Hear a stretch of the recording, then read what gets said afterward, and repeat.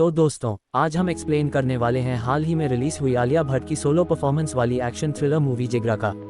यह मूवी 11 अक्टूबर को थिएटर में रिलीज हुई है और हम आज ही इस मूवी का एक्सप्लेनेशन लेकर आपके सामने आ चुके हैं। यह एक रोमांचक और तेज तर्रार मूवी एक्सप्लेनेशन है। फिल्म जिगरा में आलिया भट्ट के बेहतरीन अभिनय के साथ सत्या का किरदार बेहद मजबूत और भावनात्मक है, जो अपने भाई को बचाने के लिए किसी भी हद तक जाने को तैयार है। कहानी में कई मोड़ और ट्विस्ट्स हैं, जिसमें जेल ब्रेक, पुलिस की सख्तियां और परिवार के लिए एक बहन के बलिदान की भावना देखने को मिलती है। इसमें भाटिया और मुत्तू के किरदार भी कहानी को और दिलचस्प बनाते हैं, जिससे ये फिल्म एक जबरदस्त एक्शन थ्रिलर बन जाती है। ये भाई बहन के रिश्ते पर बनी एक्शन पैक्ड मूवी है। भाई और बहन का बंधन इस तरह का है कि कोई भी मुसीबत में हो, वे एक दूसरे के लिए हमेशा खड़े रहते हैं। और इसी बंधन को एक्सट्रीम लेवल पर लेकर जाते हुए इस मूवी का एक्सप्लेनेशन हम शुरू करते हैं। मूवी की शुरुआत में हमें इन दोनों का बचपन दिखाया जाता है। ये सबको पता है कि यह मूवी भाई बहन की कहानी पर आधारित है। तो बहन का नाम होता है सत्या और भाई का नाम होता है अंकुर। जब ये लोग छोटे थे, इनकी मां गुजर चुकी थी और कुछ समय बाद इनके पिता ने इन दोनों के सामने बालकनी से कूदकर खुदकुशी कर ली थी। तब से ही अंकुर डरा सहमा रहता है, पर उसके आगे बहन सत्या एक ढाल बनकर समाज की हर बुराई से वह अपने भाई को बचाती है। सत्या जब छोटी थी, वह भी कमजोर थी, पर उसे अपने भाई के लिए मजबूत बनना पड़ा। समाज में जब भी ऐसे अनदेखे प्रॉब्लम्स इनके सामने आते थे, तो भाई बहन को एक दूसरे का ख्याल रखना पड़ता था। पिता के मरने के बाद ये लोग अपने बड़े पापा के साथ रहने लगते हैं, पर बड़े पापा की फैमिली ने इन्हें कभी दिल से अपनाया नहीं। लेकिन सोशल स्टेटस मेंटेन रखने या समाज में ठीक से दिखने के लिए वह अपने भाई के बच्चों को मजबूरन अपने पास रखता है। पर वह अपने बच्चों और अपने भाई के बच्चों के बीच भेदभाव करता है। अपने बच्चों के साथ भाई के बच्चों को कभी बैठाया नहीं, अच्छे से बात तक नहीं करता और हमेशा उनके साथ भेदभाव करता रहता है। पर इन सारी चीज़ों को नज़रअंदाज करते हुए सत्या हमेशा अंकुर के साथ बनी रहती है। ऐसे ही समय गुजर जाता है और हम देखते हैं बड़ी होकर सत्या इन्हीं के होटल में मैनेजर की पोजीशन पर काम कर रही है और अपने ही बड़े पापा को वो सर कहकर संबोधित करती है। अब हम देखते हैं कि बड़े पापा की बेटी की शादी होने वाली है और शादी इसी होटल में होनी है। शादी के लिए बड़े पापा का बेटा कबीर इंडिया आया है। कबीर की अंकुर से अच्छी बॉन्डिंग है, दोनों भाइयों से भी ज्यादा बढ़कर थे। जहां कबीर पढ़ने लिखने में नालायक था, वहीं दूसरी ओर अंकुर पढ़ाई में बहुत तेज था। कॉलेज बोलो, यूनिवर्सिटी बोलो, वो हमेशा अव्वल आता था। इसी के साथ उसका कोडिंग और कंप्यूटर व इलेक्ट्रॉनिक्स में उसका अच्छा खासा नॉलेज था। अंकुर चाहता था कि उसके बड़े पापा उसके प्रोजेक्ट पर इन्वेस्ट करें, क्योंकि उनके देश विदेश में अच्छे संबंध थे, पर उसे पता था कि उसके बड़े पापा उसके ऊपर तो कुछ इन्वेस्ट नहीं करेंगे। पर कबीर, जो कि बहुत चालाक था और उसके बड़े पापा का लड़का होता है, वो सिर्फ इसलिए दोस्ती बनाकर रखता है कि अपने फायदे के लिए उसे उपयोग कर सके। इसलिए उसने भी अंकुर के साथ अपने पापा को पिच किया और उसके पापा मान भी गए इस कोडिंग प्रोजेक्ट में इन्वेस्ट करने के लिए। पर सत्या कबीर को बिल्कुल पसंद नहीं करती थी। वो नहीं चाहती थी कि ये दोनों एक साथ रहें, मतलब उसका भाई और कबीर। पर उसका भाई अंकुर अपने दिल से कबीर को अपना दोस्त मानता है, मानो एक भाई की तरह, एक परिवार की तरह। उसके बड़े पापा तो मान जाते हैं और ये भी बोलते हैं कि तुम दोनों को एक कंट्री जाना पड़ेगा जहां पर हमारे और भी प्रोजेक्ट्स बन रहे हैं। तुम उधर जाकर अच्छे से काम कर सकते हो। उस देश का नाम है हसीदाव, जिस देश का कानून बहुत सख्त है। अपने प्रोजेक्ट के अलावा किसी दूसरी चीज़ों में इन्वॉल्व मत होना, सिर्फ काम करना। प्रोजेक्ट अगर सफल बनता है तो तुम दोनों बच्चों का ही फ्यूचर सुधरेगा। मतलब ये बंदा भी शातिर है। उसे पता था कि अंकुर जिस प्रोजेक्ट में काम कर रहा है, अगर वो सफल हुआ तो ये लोग बहुत पैसे कमा लेंगे। और वो चाहता है कि उसके साथ मिलकर सारा क्रेडिट उसका बेटा मतलब कबीर ले जाए। बाद में तो ये क्रेडिट वगैरह दिला ही देगा कि ये प्रोजेक्ट उसके ही बेटे मतलब कबीर ने शुरू किया था। पर सत्या नहीं चाहती थी कि उसका भाई अपने देश को छोड़कर किसी दूसरे कंट्री में जाए जहाँ के कानून इतने सख्त हैं। वह अपने भाई को रोकना चाहती है, पर दिल से वह चाहती है कि वह बड़ा बने, उसका फ्यूचर अच्छा बने। और करियर की बात थी, इसलिए वह मान भी जाती है, पर कहती है अच्छे से रहना। कोई भी प्रॉब्लम हो, तुम्हारी बहन तुम्हारे साथ हमेशा खड़ी है। फिर हम देखते हैं कि अपने देश को छोड़कर ये लोग चले जाते हैं हसीदाव। हसीदाव में जाने के बाद कुछ समय तक तो सब कुछ सही चलता है, पर हम देखते हैं कि कबीर ड्रग्स लेना शुरू कर देता है, जो कि अंकुर को बिल्कुल भी पता नहीं होता है। एक दिन दोनों को नार्कोटिक्स डिपार्टमेंट वाले रंगे हाथों पकड़ लेते हैं। नार्कोटिक्स वाले इन दोनों को पकड़कर जेल में डाल देते हैं। और हसीदाव का कानून इतना सख्त है कि अगर आपको नार्कोटिक्स के केस में पकड़ा गया है तो आपको सीधा फांसी की सजा होगी, क्योंकि इस देश में छोटे छोटे क्राइम की बहुत बड़ी सजा होती है। इसलिए इस देश का कानून इतना सख्त है कि लोग क्राइम करने से पहले 100 बार सोचते हैं। अभी कबीर और अंकुर जेल में चले गए थे और न्यूज़ बाहर लीक हो चुकी थी। जब बड़े पापा को ये सब कुछ पता चला तो उन्होंने एक अच्छे खासे वकील को हायर किया। अपने बच्चे को इनोसेंट प्रूफ करने के लिए वो लोग किसी भी हद तक जा सकते थे, कितने भी पैसे खर्च कर सकते थे। वकील ने भी कह दिया कि अगर हम कबीर को बचाना चाहते हैं तो हमें पूरी गलती अंकुर के ऊपर डालनी पड़ेगी। उन लोगों को पैसे ऑफर करना पड़ेगा और अंकुर को समझाना पड़ेगा कि वह राजी हो जाए और 3 महीने में ही मैं उसे बाहर निकलवा लूंगा। ऐसा एक एग्रीमेंट बनेगा जो कि सिर्फ हम उन लोगों को ही बताएंगे, मतलब सत्या और अंकुर को। अभी कर्ट सिचुएशन में तो सत्या हंसी दाव में नहीं है और उसे कुछ पता भी नहीं है, सब कुछ इंटेंटली चल रहा है। तो वकील उधर जाता है और अंकुर को समझाता है कि यह तुम्हारा अपना ही खून है, और कबीर भी उसके सामने रो देता है और बोलता है कि यह लोग तुम्हें 3 महीने में बाहर निकाल लेंगे, तुम मेरे लिए सिर्फ इतना कर दो, नहीं तो ये लोग मुझे मार देंगे। वकील भी कह देता है कि सारे फॉर्मेलिटीज हो चुकी हैं, हमारे इस देश की सरकार के साथ भी अच्छा खासा रिलेशन है, पूरा पासा बदल चुका है।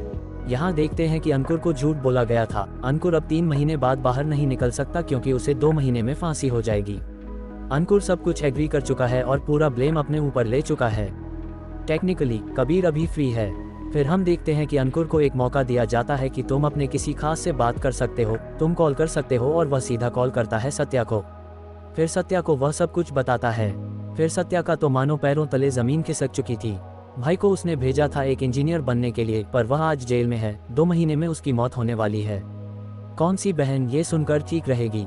और इन लोगों की तो फैमिलीज भी नहीं है, मतलब मम्मी पापा बचपन में मर चुके हैं, माँ बाप बहन भाई सब कुछ एक ही है जो कि है सत्या। हंसी दाव के कानून इतने ही बेकार हैं कि उसे फांसी देने से पहले इलेक्ट्रिक शॉक भी दिया जाएगा।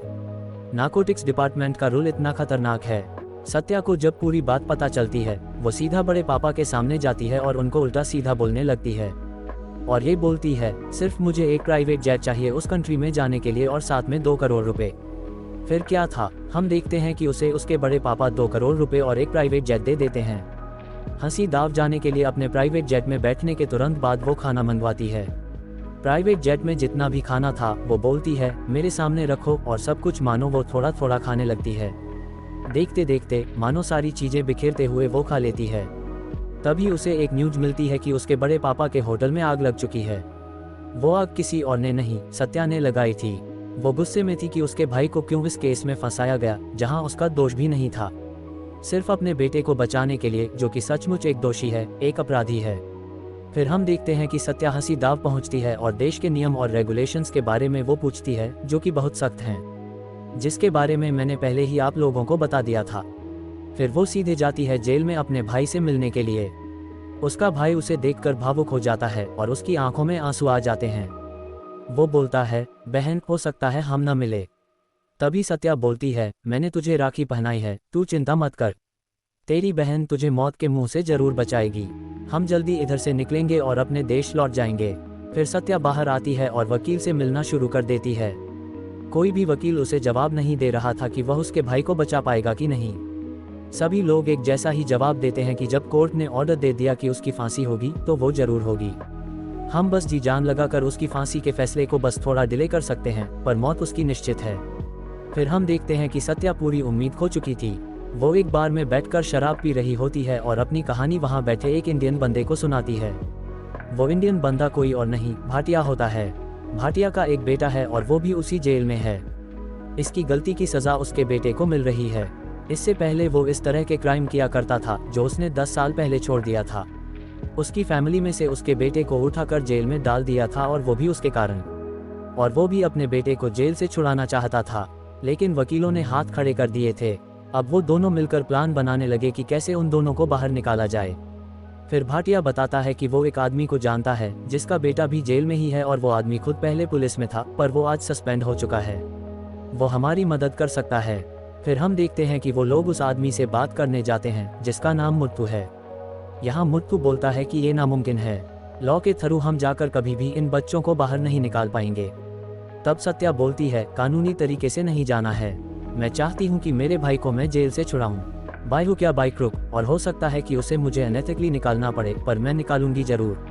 ये बात सुनकर मुत्तू बोलता है ये सब कुछ भूल जाओ, तुम अगर ये सब करने जाओगी तुम खुद भी मारी जाओगी, और तुम्हारे साथ जो आया है भाटिया वो भी। फिर हम जेल में अंकुर को देखते हैं जिसकी हालत बहुत ही खराब होती है। वहाँ की पुलिस उसे टॉर्चर करती रहती है और उसके बाल वगैरह भी मुंडवा दिए हैं। उसके साथ शारीरिक अत्याचार भी होते हैं। अब देखते हैं, अंकुर की बातचीत होने लगी टोनी के साथ, उसकी दोस्ती होती है और चंदन के लड़के के साथ भी। टोनी, भाटिया का लड़का, बोलता है कि हम लोग बहुत टाइम से इधर से भागने की कोशिश कर रहे हैं। 2 साल से हम खुदाई कर रहे हैं टनल में, जहां से हम बाहर जा सकते हैं। हम सब मेडिकल रूम के वॉलंटियर्स हैं, तुम भी बन जाओ, उधर जाकर हमें खुदाई करनी पड़ेगी। फिर हम देखते हैं कि सत्या मुथु को कन्विंस करने की कोशिश करती है, पर मुथु कन्विंस नहीं होता। सत्या फिर बोलती है, ठीक है, तुम और मैं फाइट करेंगे और जो भी जीतेगा उसकी बात हारने वाले को माननी पड़ेगी। और वही होता है, लड़ाई होती है, घमासान। मुथु बहुत मारता है सत्या को, ज्यादा मार खाने की वजह से उसके मुंह से आंख से खून निकलता है। पर लड़ाई के अंत में हम देखते हैं कि सत्या जीत जाती है, क्योंकि उसके मन में भाई को बचाने का जुनून था। वो अपने भाई को बचाना चाहती थी किसी भी हालत में, चाहे वो खुद खत्म क्यों न हो जाए। फिर मुथु भी इसके गैंग में शामिल हो जाता है, इस प्लान में भी। फिर वो लोग प्लान बनाते हैं कि उसके भाई को और अपने खुद के लड़के को और भाटिया के लड़के टोनी को वो लोग निकालेंगे किचन के रास्ते। किचन के रास्ते वो लोग खुदाई करेंगे और एक सीक्रेट रास्ते से बाहर निकाल लेंगे। सीक्रेट रास्ता मुथु को पता था, क्योंकि वो पहले पुलिस में काम करता था, हसीदाव गवर्नमेंट के अंदर। तो वो दिन भी आ जाता है और वॉलंटियर्स के लिए उन्हें बुलाया जाता है किचन में, पर ये लोग नहीं जाते। ये लोग प्लान बनाते हैं कि ये लोग बाहर जाएंगे तो इसी टनल के अंदर से, पर उन्हें नहीं पता था कि बाहर सत्या ने और उसके फादर ने ये प्लान बना रखा था। तभी इन लोगों को हॉस्पिटल के वॉलंटियर्स से भी हटा दिया जाता है, क्योंकि इन लोगों ने बात नहीं मानी और उन्होंने किचन में वॉलंटियरिंग नहीं किया। तब टोनी बोलता है, वॉलंटियर्स करके नहीं जा सकते, हमारी तबीयत भी अगर खराब हो जाती है तो भी हम अस्पताल में जा सकते हैं। तो टोनी खुद के और उन दोनों के खाने में भी कुछ मिला देता है, जिससे इन दोनों को फूड पॉइजनिंग हो जाती है। वो लोग सीधा चले जाते हैं हॉस्पिटल में। हॉस्पिटल में जाने के बाद वो लोग बाहर जाने की कोशिश करते हैं और बाहर आ भी जाते हैं। तभी हम देखते हैं कि जिस जगह से वो बाहर निकले थे वहां से पुलिस ऑफिसर लांडा अपने फोर्स के साथ वहां आ जाता है और पूरे टनल को सीज कर देता है। लांडा एक बेरहम पुलिस वाला है, उनको फिर से बंदी बना लिया जाता है और इस भाग दौड़ में टोनी को गोली भी लग जाती है और वो घायल हो जाता है। उसे फिर से अस्पताल ले जाया जाता है। अब इन तीनों की सजा एकदम करीब कर दी जाती है, मतलब 4 दिन में इनको फांसी लगेगी। ये भी उस कंट्री में एक लॉ है कि अगर आप जेल से भागते हुए मिले तो आपको 4 दिन के अंदर फांसी दे दी जाएगी। फिर इनके फैमिली मेंबर्स को बुलाया जाता है इनको आखिरी बार देखने के लिए। फिर उधर मिलने के लिए सत्या भी जाती है अपने भाई के पास। वो देखती है और उसका भाई मानो उम्मीद खो रहा था। उधर भाटिया और मुथु भी उम्मीद खो चुके थे, पर सत्या बोलती है, मुझे मेरे भाई को बचाना है, मुझे पता नहीं ये सही है या गलत, पर मैं एक बहन हूँ। फिर सत्या मुथु को कहती है कि आप ब्लूप्रिंट अरेंज करो, मुझे कैसे भी अपने भाई को बचाना है। तब वह बोलता है, अगर हम पुलिस स्टेशन की सारी बिजली काट देंगे तो इसके कारण सारे सेल खुल जाएंगे और तब सारे लोग बाहर आ जाएंगे। कुछ इनोसेंट्स को बचाने के लिए सारे कैदियों को छुड़ाना सही नहीं है, लेकिन तुम्हें सिर्फ अपना भाई दिख रहा है। सत्या फिर बोलती है, तुमने सही कहा, मुझे सही गलत से कुछ मतलब नहीं है, मुझे सिर्फ मेरे भाई से मतलब है। पर इन चीजों में मुथु उनका साथ नहीं देता, वह बैकआउट कर जाता है और कहता है, मैं तुम लोगों के रास्ते में नहीं आऊंगा। फिर हम देखते हैं कि ब्लूप्रिंट कैसे भी करके सत्या जुगाड़ करती है और वह निकल जाती है इस मिशन में अपने भाई को बचाने के लिए। पर मैंने पहले ही आप सबको बताया था कि मुथु था तो एक पुलिस ऑफिसर ही। मेन लाइन में जाकर जब सत्या कोशिश करती है कि पूरे पुलिस स्टेशन की बिजली वह काट देगी, उस जगह पर पहले से ही मुथु मौजूद था कुछ पुलिस ऑफिसर्स के साथ। वह चाहता था कि इस कारण से सत्या को अरेस्ट कर लिया जाए, क्योंकि वह उन लोगों को छुड़वाने के लिए बाकी क्रिमिनल्स को बाहर नहीं आने दे सकता। लेकिन सत्या तो सत्या थी, वह अपने भाई को बचाने के लिए सबसे लड़ जाती है। और आखिरी मिनट में हम देखते हैं कि मुथु और सत्या के बीच बहुत तगड़ी फाइट होती है। मुथु तब पहाड़ से नीचे गिर जाता है और वह वहां मर जाता है। सत्या फिर पुलिस स्टेशन में जाती है और कोशिश करती है अपने भाई को बचाने के लिए।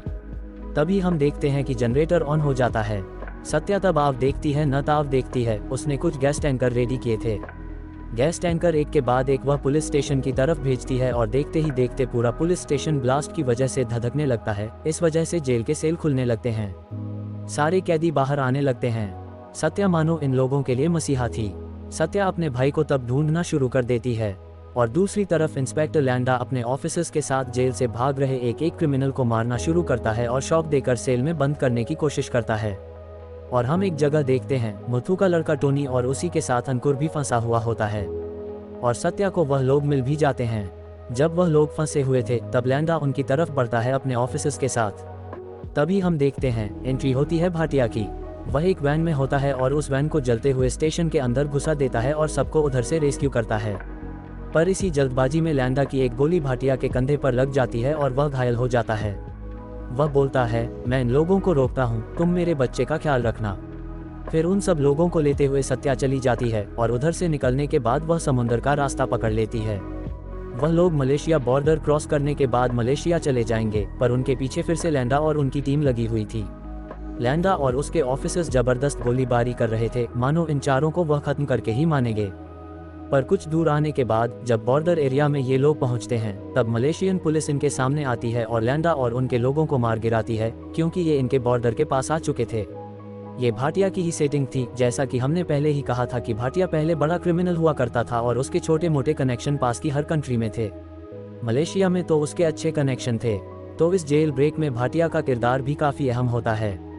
तो इसी के साथ जिगरा मूवी का एक्सप्लेनेशन यहीं खत्म होता है। इस मूवी में आलिया भट्ट ने बेहतरीन एक्टिंग की है। अब सोचो, ये रोल अगर रिवर्स हो जाता, कोई लड़की फंसी हुई है, ये तो आप कब से देख रहे हो, पर यह जो स्विच हुआ, बॉलीवुड में ऐसे मूवी और ऐसे एक्सपेरिमेंट की ज़रूरत है। तो चलिए हम फिर मिलेंगे ऐसे एक बेहतरीन एक्सप्लेनेशन के साथ। वीडियो को जरूर लाइक करें, चैनल को सब्सक्राइब करके बेल आइकन को दबाना मत भूलिएगा, जिससे आपको हमारी वीडियो की नोटिफिकेशन पहले ही मिल जाएगी।